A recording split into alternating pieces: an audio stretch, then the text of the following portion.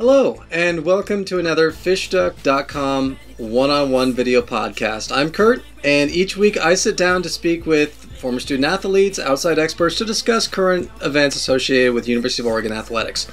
This week we are featuring one of our own, writer Steve Maher. He's a veteran of the newspaper industry. He's been a sports editor, and we are very, very lucky to have him as part of the FishDuck team. Steve's articles can be found every Sunday on FishDuck.com. Steve, how you doing? Good. How are you, Kurt? Big thing right now that everyone's talking about, what's on everyone's mind, is spring football is almost here. It doesn't seem like spring because it just snowed, but that's right. That's right. In fact, I wrote about that last week about the when I saw that photo, which was pretty remarkable. I thought not only did it snow, but how much it did snow. You know, it was a lot of snow. You know, I recall sitting through games at Autzen growing up where it rained and where it hailed, but I don't ever recall there being a snow game at Autzen Stadium.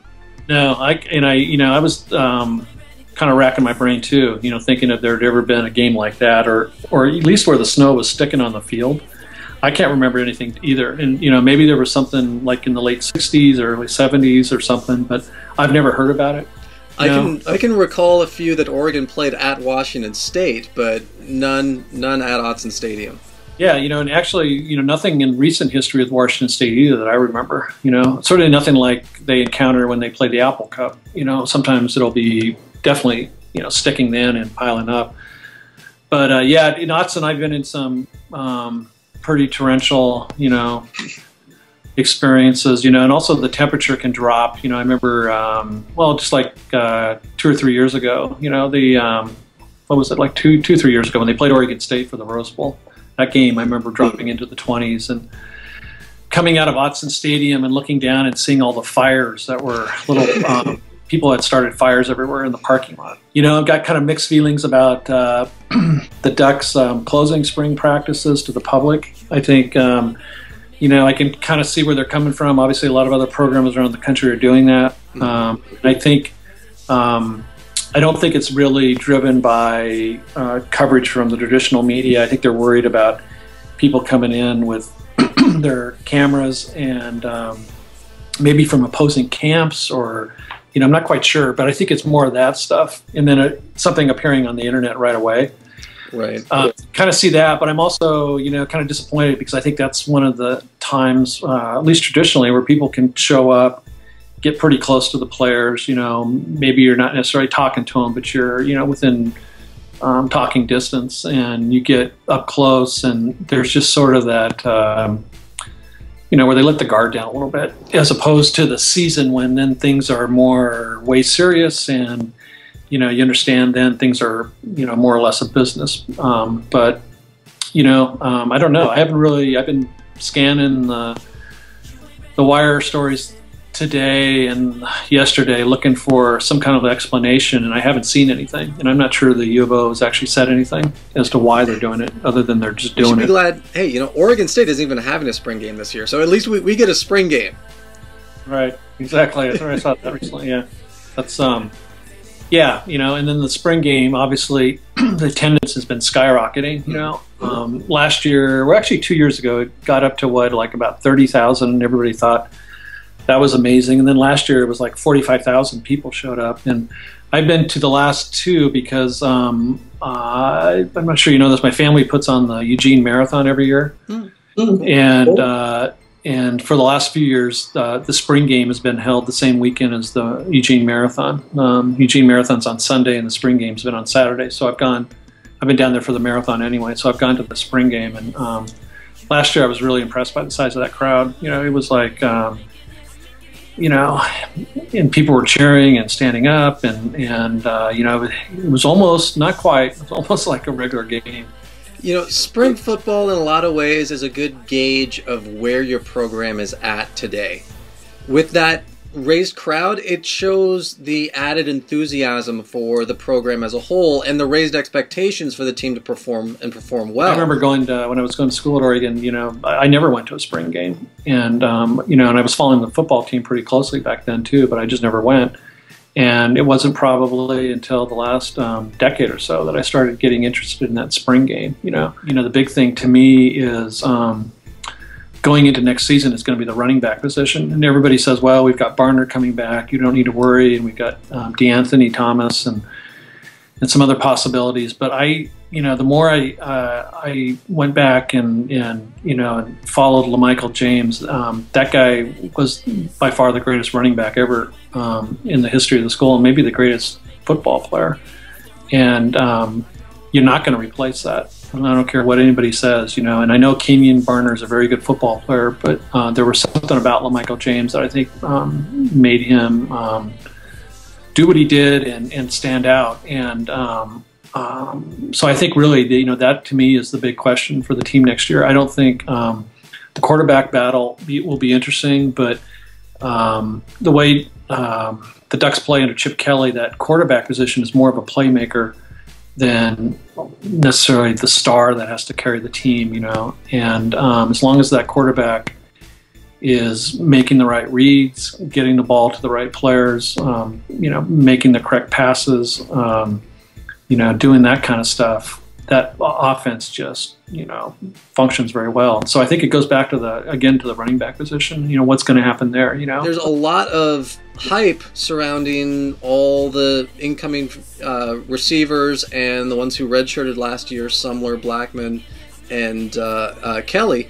But there's a little uncertainty and lack of experience there. What do you see with the wide receiver position? Because that's another area that a lot of people are going to be paying close attention to during spring ball and fall camp.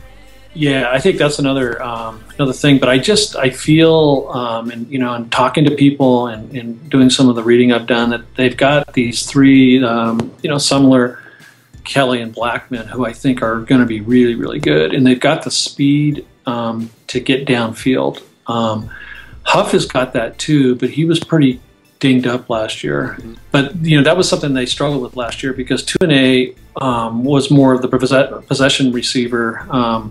Pretty good at what he did. It looks even he's going to get maybe drafted now, which kind of tells you something. Plus his Rose Bowl performance was pretty impressive. Yes, absolutely. But he was more of the possession guy, and they really didn't have. I think they were counting on Huff to be that guy during last year, and Huff again was dinged up, and so they didn't really have anybody. But I think I've heard nothing but good things about the three redshirt freshmen, and it's going to be interesting if I think just one of those guys emerges as a deep, like a reliable deep threat. Then they're going to be in good shape. Again, just as long as there's no other injuries. I also think, they're, it'll be interesting too, because now we got Paulson. Paulson's gone. And from what I saw last year from Colt, he looks like the real deal. And I just think there needs to be probably a little more experience with him gained. And but he can catch the ball. There's no question about it. And he's got that burst. Sort of that Paulson had a little bit too, but I think he's even faster than Paulson. And the interesting thing about Colt too is he has a lot of foot speed, and when you attach him alongside DeAnthony Thomas and the three we were talking about before, Blackman, Sumler, and Kelly, who all can fly, suddenly Oregon has multiple deep threats on the outside. And what we saw a lot of last year was, and actually really the last 2 years, Oregon's not really had a quality speed deep threat within this offensive scheme under Chip, not since I'd say Brian Pasinger was probably the last good one. And having that threat on the outside of being able to go deep, that forces safeties to play back more. Oregon has been able to rack up the yardage that they have, while most of the time teams really stack in the box.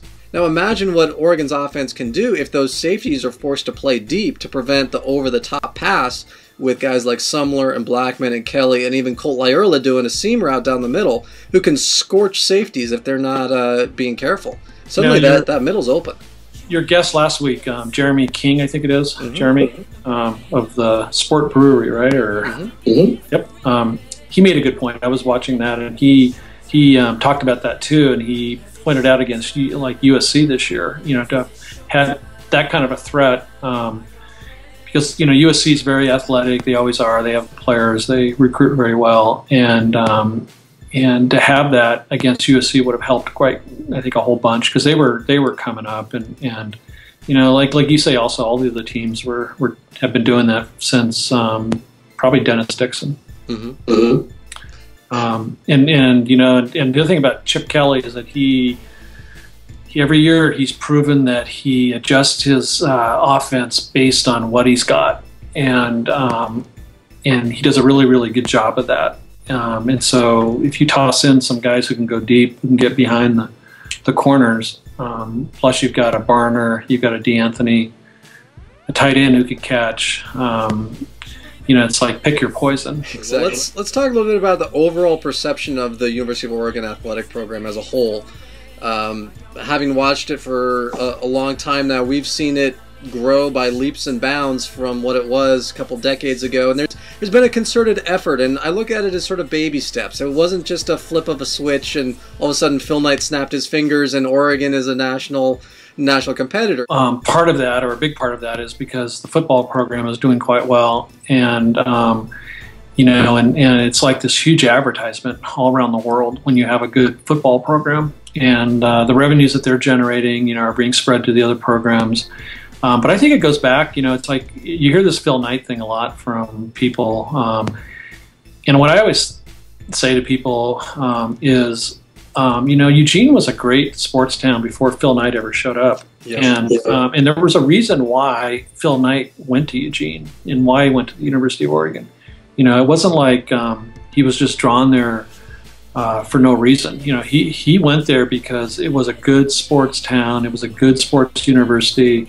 It's always had that kind of feel, in part because of the climate there. You can play a lot of sports in Eugene. You can do a lot of different things, and it's always been a sports capital. A lot of different ways. And to me, it doesn't. I guess what I'm trying to say is it doesn't really surprise me that they're at where they're at today. With or without Phil Knight. Obviously, he's been a big reason why they've succeeded, but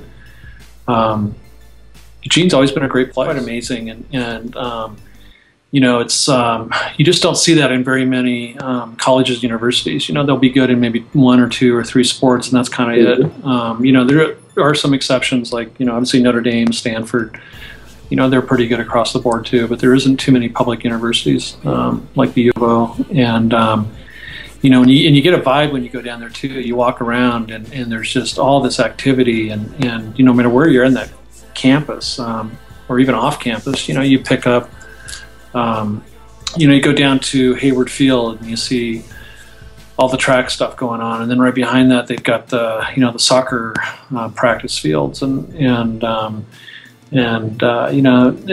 Matt Knight Arena, and then you go across the bridge and you've got more soccer fields and the football, and then they're building the new soccer complex, and it's just a perfect place for athletics, and has been for a long time. And I think I don't think it really ever got its due. There were times when it did.